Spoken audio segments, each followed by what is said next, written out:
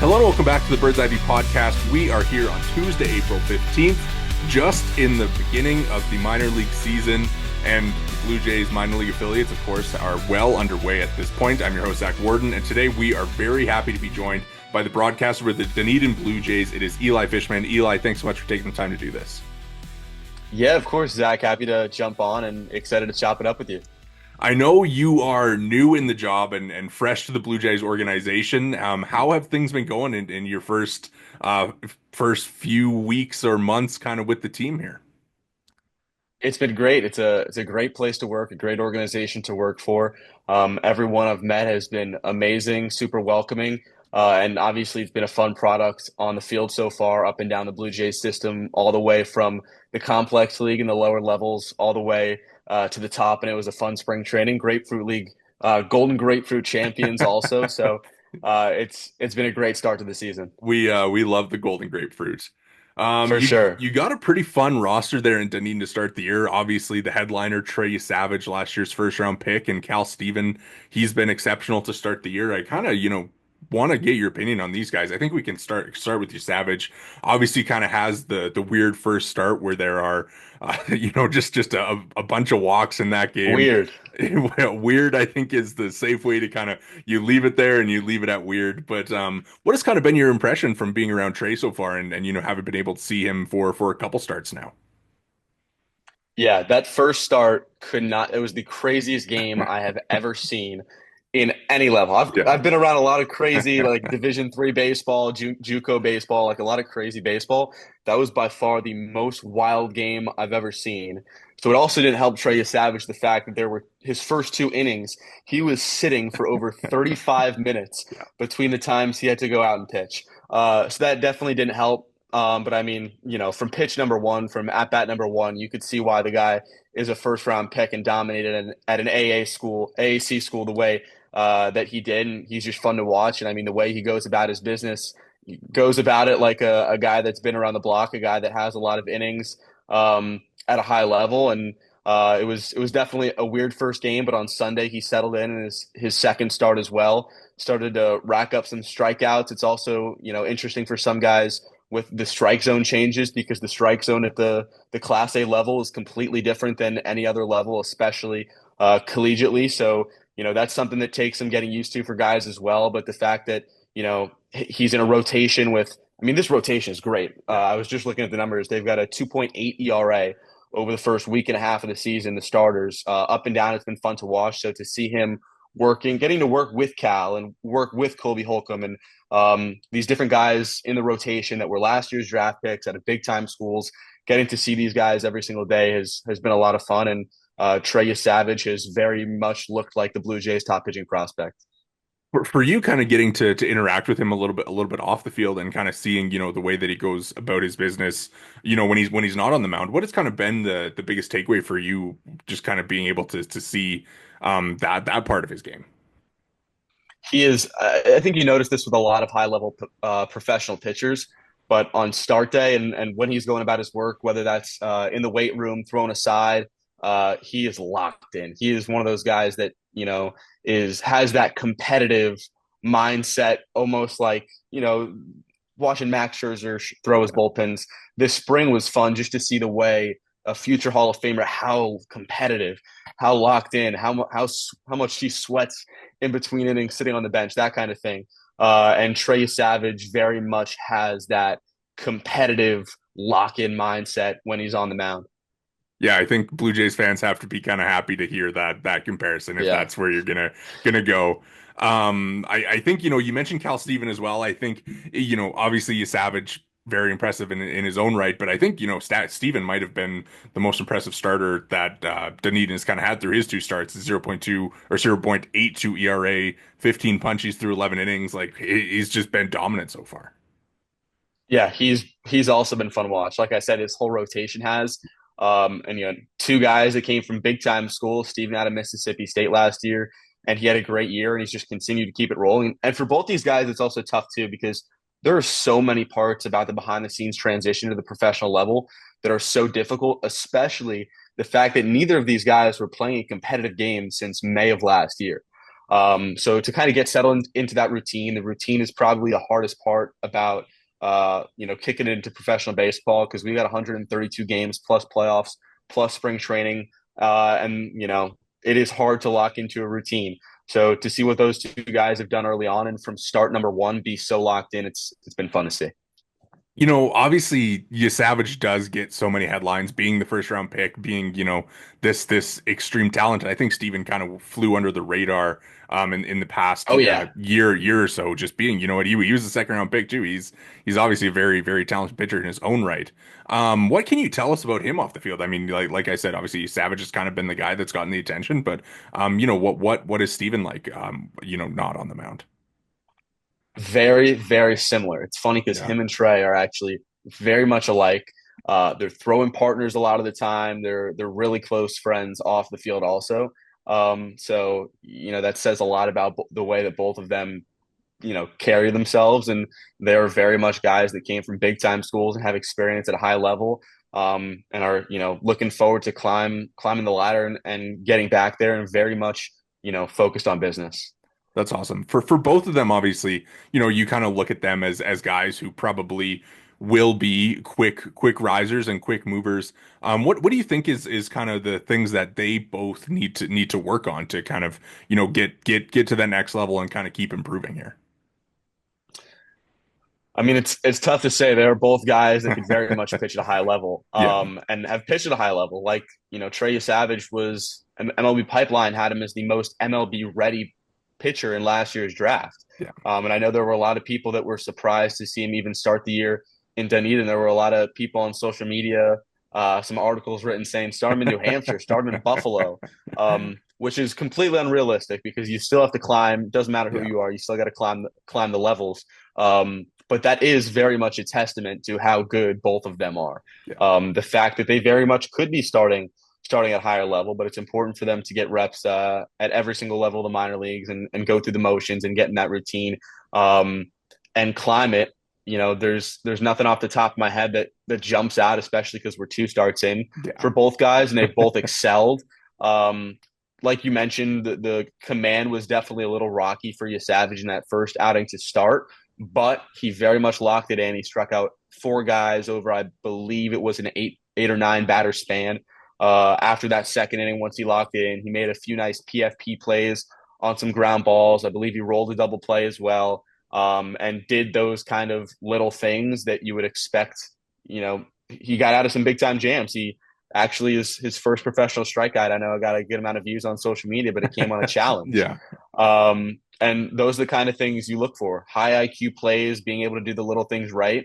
And when you have a pitcher that is challenging and getting the calls right, knows the strike zone, knows what he's doing on the mound, those are all very much positive signs. And same thing for Steven, who, I mean, last outing, the fastball was up to 96.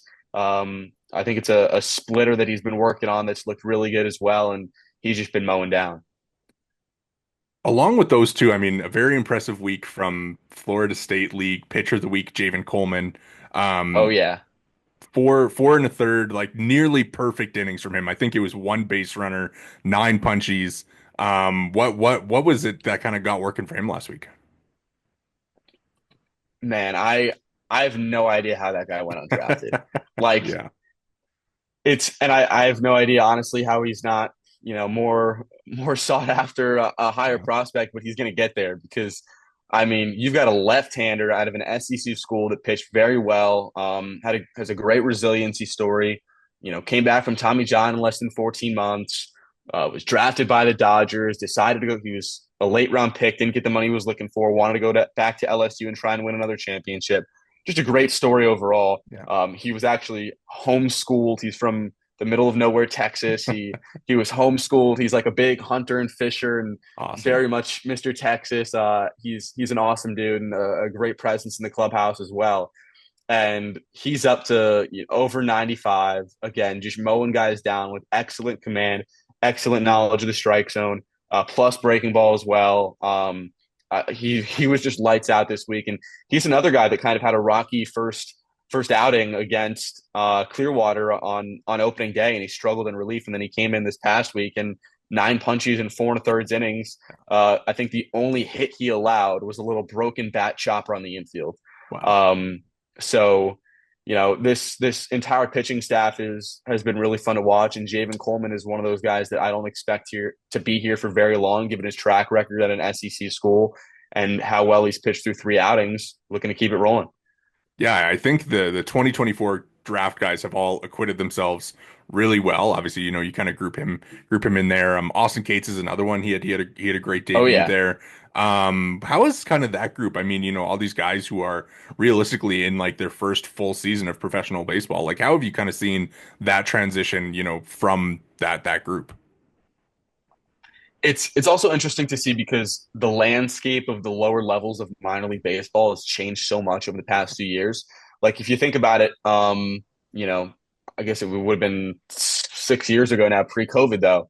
But they cut out advanced rookie affiliates and short season ball, and that had a very big impact on the lower levels. So, and that completely changes the sphere of the draft, with the draft moving back to late July as well. So most pitchers in any organization, a lot of position players as well, won't even make their professional debut. So that's kind of changed the way that you get your start in pro ball, and also like the biggest jump that there is in professional baseball right now is in my opinion, and I've also heard this from other people also, is the jump from rookie ball in the complex league to full season ball. Yeah. Because you go from playing like around 40 plus games to 132 in stadium environments for all these. Think about it, for a lot of these guys that were either high schoolers or signed out of the Dominican Republic or Latin America.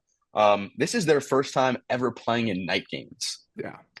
They're like full season ball in the minor leagues and professional baseball is their first time ever playing in an official night game. Um, so it's a huge transition, and it really is a huge jump at that lower levels. So it's been interesting to see from that aspect to see the workload. Like, last week we were playing the Hammerheads, which is the Marlins affiliate, and they're a team that's very aggressive with their prospects. They had a lineup of 18-year-old high schoolers and a 17-year-old Andrew Salas, who's Ethan Salas's younger brother, who was in full season ball at 16 years old a couple of years ago for the Padres. So it's been interesting to see this level of baseball, and the competitive advantages, the age differences. So it's a big jump. Like I said, the strike zone is another big jump as well. But to go back to your initial question, this draft class, like even if you look at it last year and look at even just the draft tracker and go down the list of who the Blue Jays picked. You know, big, high profile arms who had high strikeout rates at big time SEC and ACC schools. Like, there's a lot to like there. And even some of the high schoolers they got that are going to be fun to watch. I got to watch Johnny King in spring Yeah. training. Whew, man, he's going to be fun to watch. He was their third rounder out of high school in Florida last year. He was electric in spring training. So, he was fun to watch, and I'm excited to see how he develops this season and beyond. But like even the non-drafted free agents, like the lineup in Dunedin's roster of non-drafted free agents, like Javen Coleman, he's a big one. Christian Maracna, Bennett Flynn, Austin Cates, who, like you said, has been great in our rotation through 2 starts. He's been a ground ball machine. In one of his starts, he didn't even allow a hard hit ball, which is at 95 Wow. plus miles an hour, Yeah. according to Baseball Savant. So he's been a machine on the mound as well. He's not going to strike out a lot of guys, but has great command. Commands the strike zone extremely well. Again, doesn't throw insanely hard, but gets a lot of weak contact. So like a tip of the cap to the Blue Jays scouting department, who did a great job. In the later rounds too, like Colby Martin was our 16th rounder last year. He's the closer for Dunedin right now, throwing 98, 99 out of the bullpen. Gage Stanifer was a late round draft pick out of high school a couple years ago. He was up to 97. He was probably in the conversation right there with Javen Coleman for pitcher of the week Yeah. in the Florida State League also. So this pitching staff, and a lot of guys with underlying metrics, underlying things that don't necessarily pop out. Like there are a lot of these guys. You look at their Javen Coleman, for example. You look at his stats at LSU. He struggled with commands at time, had a high ERA at times. But like you look at a guy that throws 95 plus and does what he does on the mound. it doesn't make sense, like I said, that he was an undrafted free agent pick, but to see how much success he's having at this level, which is like the competition at this level is very high, even though that jump is so big, and to see it is a lot of fun. You mentioned Stanifer, and I did want to get to him as well. He's 13 strikeouts in 8 innings, kind of working as a piggyback with Yesavage in his 2 outings. What have you kind of seen from him that made him successful? I think he just add him to the list of guys who've been good on the mound for in Dunedin to start. But what about him, and kind of where do you think that he slots in going forward? Like if there are going to be like some starts available for him, or is there kind of going to be more like he kind of sticks in that role as like filling in behind some of the other guys? We'll see. For now, I know he's going to be mainly pitching in a piggyback long relief role, Okay. but he that's a challenge that he's absolutely loved, and he said he's been open to absolutely whatever how he can however he can get on the mound. And what's been rolling for him is that the dude throws 97 miles an hour with a really high spin rate, and he averages 96, so he throws heat. The slider's been really sharp, which he's worked on a lot. And I mean, he's just a big presence on the mound, bulldog on the mound, and Mr. Consistent, finds the strike zone again, paints the corners. He's going to be fun to. He's another guy that's going to be fun to watch, and he's another guy that's super young. Like you sometimes forget how young these guys are, especially like Yeah. for him who was you know signed out of high school 2 years ago. I want to say he's 20 years old. Like Manuel Beltre is 20 years old. Sam Shaw is 20 years old. So like a lot of these guys, Yohan Helaponte, I believe he's 21. Like all these guys at this level are so young and so raw, and he is one of the most advanced guys at this level I've seen for a pitcher who came out of high school. He doesn't even look raw. Like he doesn't even look raw on the mound. He just looks like very, very polished. He does not look like a guy you would expect to only have about 20 professional starts. I don't know if he even has that many coming out of high school. And again, an 11th rounder, didn't sign for crazy money. Decided to start his pro career early, coming to the Blue Jays, and put the work in extended spring training. In the lab during spring training this off season as well, and it's been fun to watch, and it's definitely paying off for him. And he's another guy who's going to be a fast climber, and the sky's going to be the limit. This episode of the Bird's Eye View podcast is brought to you by BioSteel. Use code Bird's Eye View at checkout for 20% off your order at biosteel.ca. Again, that's code Bird's Eye View at checkout for 20% off your order. For all your high performance hydration needs, visit biosteel.ca. Thank you again to BioSteel for sponsoring today's episode. Well, I feel like there's probably like 5 or 6 other pitchers we can get to, but you brought up some of the position players, so we can kind of move on that front. I mean, obviously the first one that I think kind of a interesting name to watch this year, his first year, as you mentioned, kind of moving up into the single A with Dunedin from the Complex League last year, a Canadian favorite in Sam Shaw, and he goes deep on opening day. Pretty nice start for him. And what have you kind of seen from Sam as he's starting to get his feet wet at this level? Yeah, I mean, awesome to see a Canadian kid in the lineup. He grew up a Blue Jays fan. He actually came down to a lot of Blue Jays spring training games in Dunedin Okay. growing up. Funny story, actually. Jonathan Davis, who's a former Blue Jays, our Yeah. assistant hitting coach, and Sam Shaw on the first day of when JD came for spring training, he said to him, "Man, you threw me a ball when I was a kid at spring training." Jonathan Davis made a diving catch down the line right here at TD Ballpark. And Sam Shaw had his glove and was yelling at Jonathan Davis to the ball. And that was one of the greatest moments of Sam Shaw's life. And now he's playing for the Blue Jays at that same spring training stadium. Yeah. And Jonathan Davis is one of his hitting coaches. So that's awesome. And Wow. just that he grew up a huge Blue Jays fan, played for the Canadian junior national team, all that kind of stuff is definitely a special connection. And like I said, it's a big jump between the complex league and Class A for a lot of reasons with the competition, but the strike zone as well. And Shaw had a 10% strikeout rate last year. He walked significantly more than he struck out. I think his strikeout to walk ratio if I'm not mistaken. I know it was the best on the FCL Blue Jays team last year. I believe it was also the best in all of the Florida Complex League. Oh, wow. I was curious to see how that transition was going to go in terms of the competitive at bats, in terms of handling the strike zone for Sam Shaw. And it's my first year with the Blue Jays. He showed up to spring training looking a lot different than the pictures and the videos I saw of him. He put on a lot of muscle, a lot of good weight this past offseason, wanted to add exit velo, wanted to add power to his game.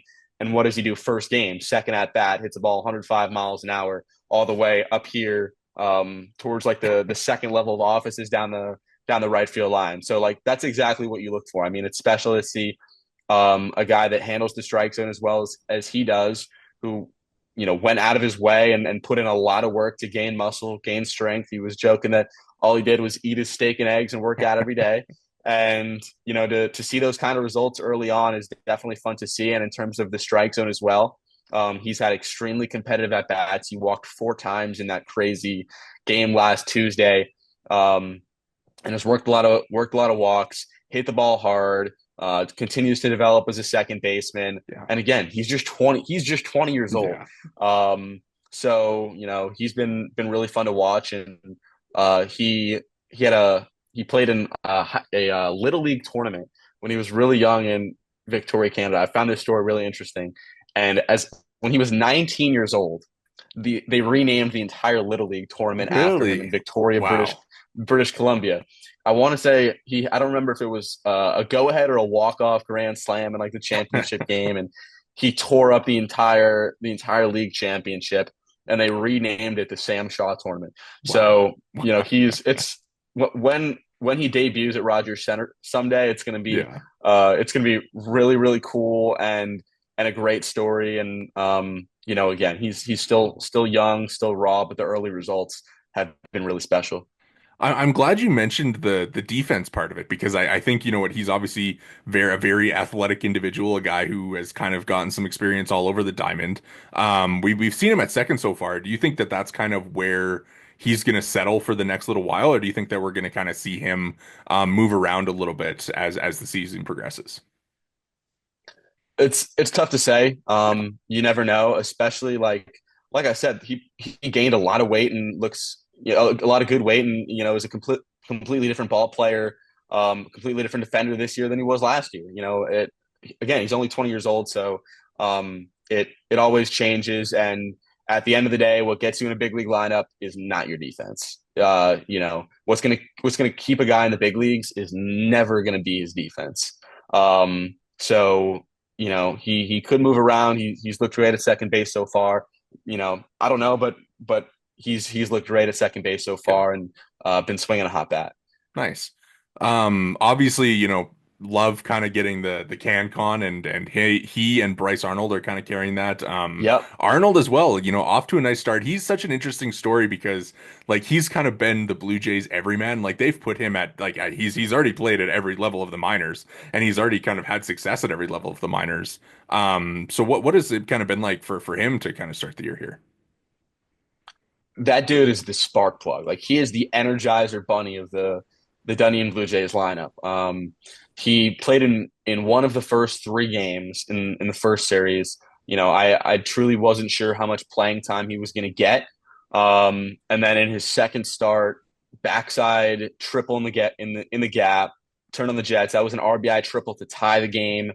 And then there was a little chopper to first base, and with the infield in, and he made a great dive, great heads up base running play to take the lead. That was last Tuesday.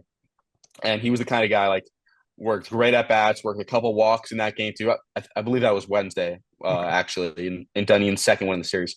But regardless, he played a huge role in the win. Worked a couple of walks, was the spark plug of a rally, spark plug of the offense, great base running, triple in the gap. So, like I said, I wasn't sure. He actually played, I stand mistaken, one of the first 4 games. So I wasn't sure what his playing time was going to look like. Wasn't sure if he was going to be, a once or twice, a series kind of guy. Sometimes they just throw guys in for the Sunday day games. And then he got to start on the following game. And what does he do? 8th inning, Dunedin's down 5-0, and scorches one of the hardest hit balls I've seen this season over the left field wall for his first homer this season. Had a stolen base the next game, sparked that rally, and on Thursday and was able to get Dunedin within one run. Had another big performance on Saturday. So he's worked his way into the lineup early on. We've seen him at shortstop and at second base, flexing the versatility. He can play a whole lot of different positions. Had the experience getting some games in Buffalo, some games in Vancouver last year. It was a tough end of the season for him last year because it's difficult when you have 5 transactions in a 2.5 month span. Vancouver, and as you know, obviously Vancouver, Buffalo, New York, and Dunedin, Florida are not very close to each other. Yes. That is a lot of travel and a lot of long plane rides to go through over a couple of months while you're trying to get consistent, reps in the lineup, and to be bouncing between levels, bouncing between playing time, is definitely something that's difficult. And he handled that so well.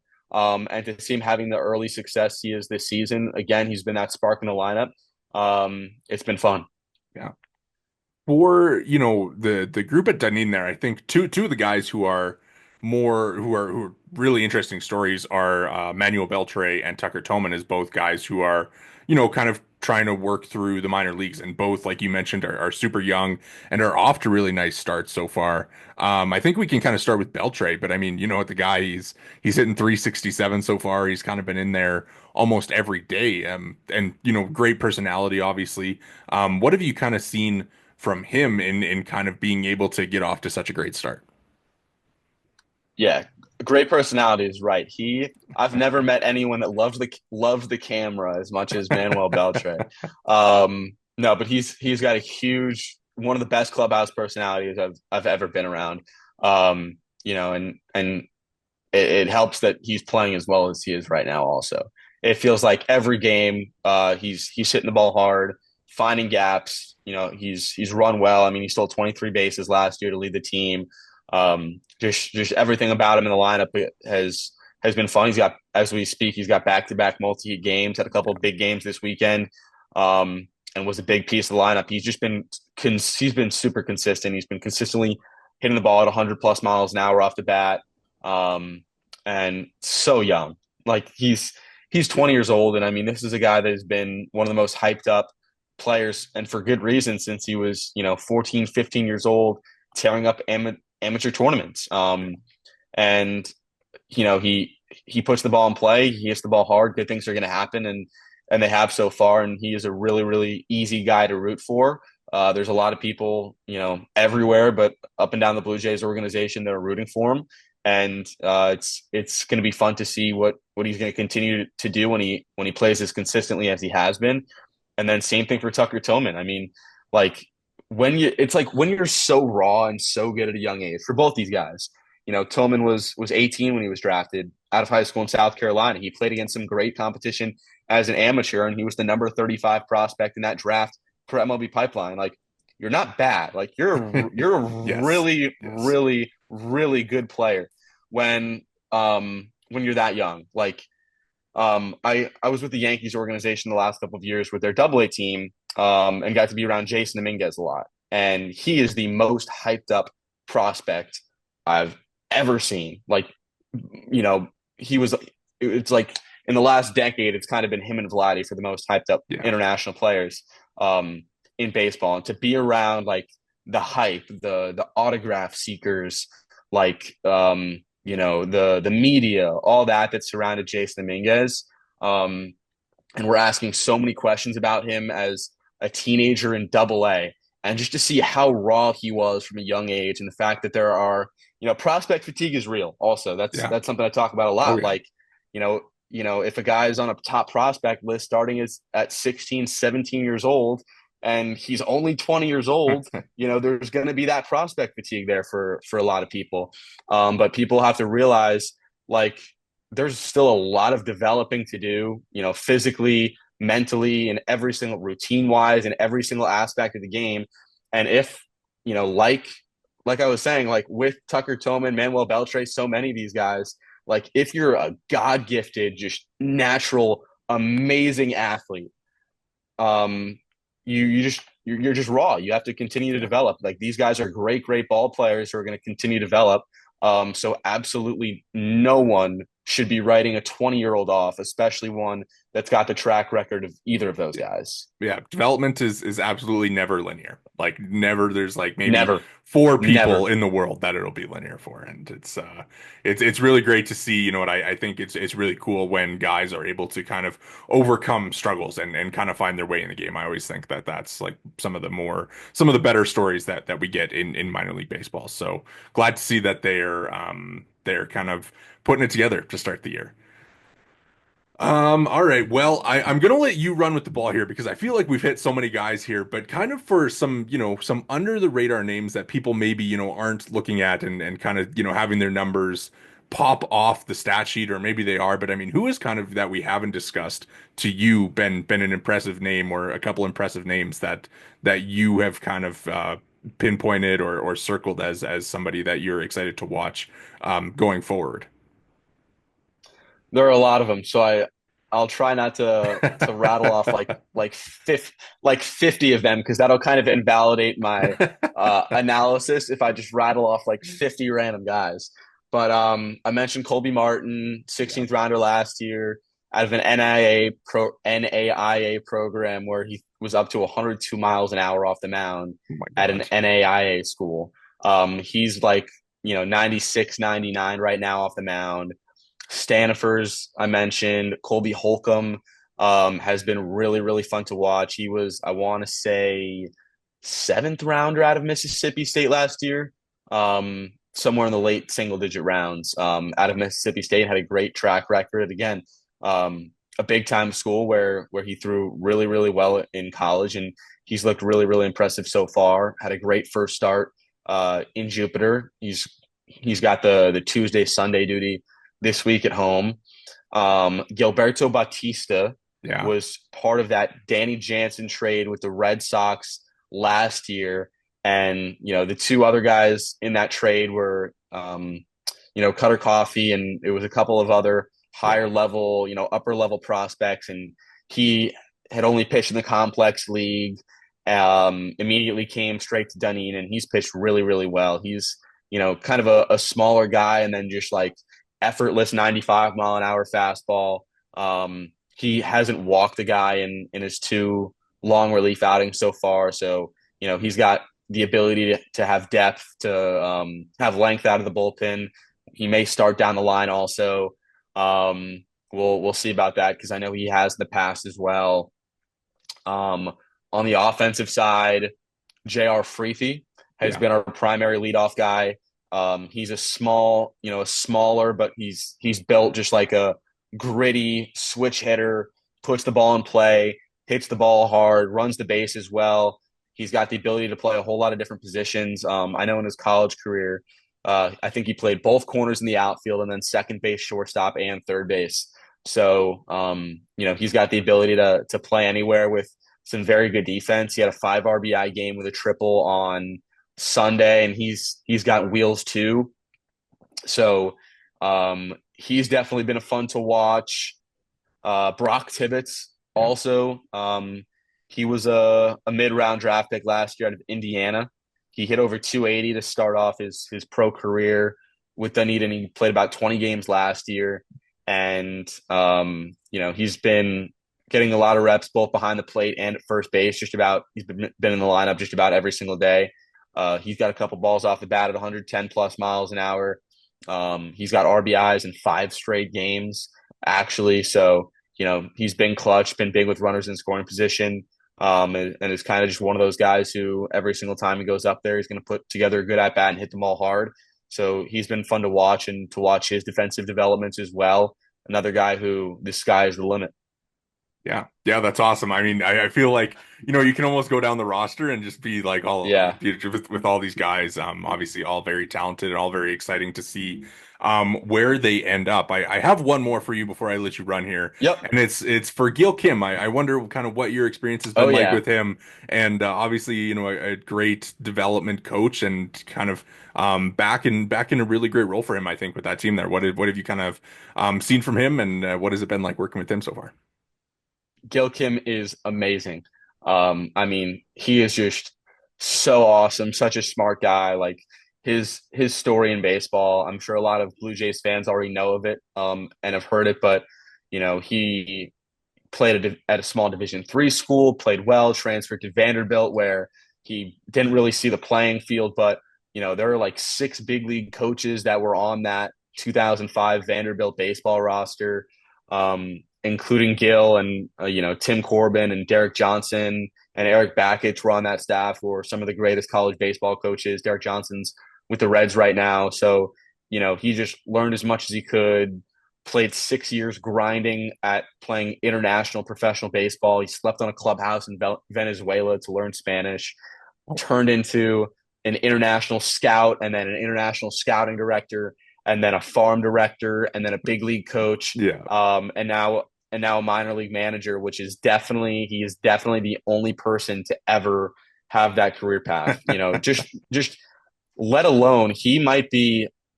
I haven't heard of anyone else, and I bet there hasn't been ever anyone who has been an international scouting director, farm director, and minor league manager. And big league coach. Yeah. Like he might be one of the only guys, if you like pair 2 of those things, like he might be one of the only guys to ever be an international scouting coordinator and a big league field coordinator, like a big league coach. To do all 4 of those things and have the career he's awesome.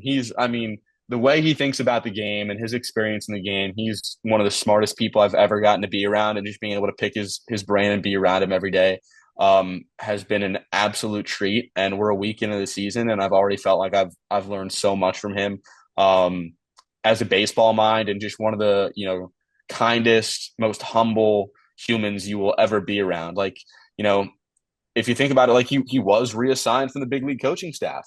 He does have this tremendous resume, and he has come to be a single A manager.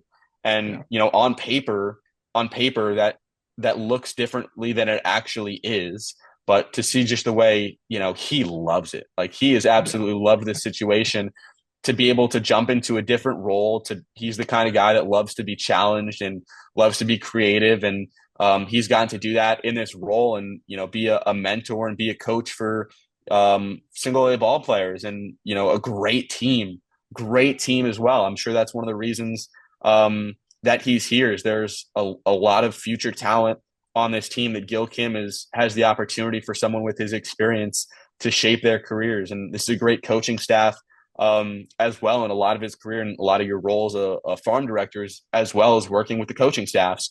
So to see just about everything he's done, it's so cool. It's such a treat to be around every single day. And, Gil Kim's definitely the best. Yeah, what a journey in baseball, and really awesome to see him there, and like you said, kind of enjoying it and embracing it, and being able to work with all these guys. I think he's a great fit, especially for the roster that they have there. I think it's really cool that he's able to kind of lead them into this year. So really excited to see. All right. Well, Eli, thank you so much for your time. I took up a little bit more of it than I said I would, so really appreciate you taking the time to do this. Have enjoyed your calls. I'm excited to continue watching and listening, and appreciate all your insights and information on the team here today. Yeah, of course. Thank you so much for having me. Happy to chop it up Blue Jays prospects absolutely anytime, and looking forward to the next one. Amazing. Appreciate it. And we'll definitely hold you to that. So great to have you on, and thanks again. Yeah, thank you.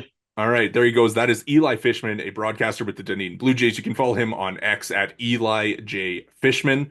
Make sure to hit the subscribe and like buttons if you're watching on YouTube. You can find us there at the Bird's Eye View Podcast. If you're listening along on the podcast provider of your choice, make sure to drop a follow and review. You can follow us all on Twitter. I'm at Worden_Zach. Jori, who is not here today, is at Javen Coleman, and the pod is at BEV_pod. Thanks so much for listening.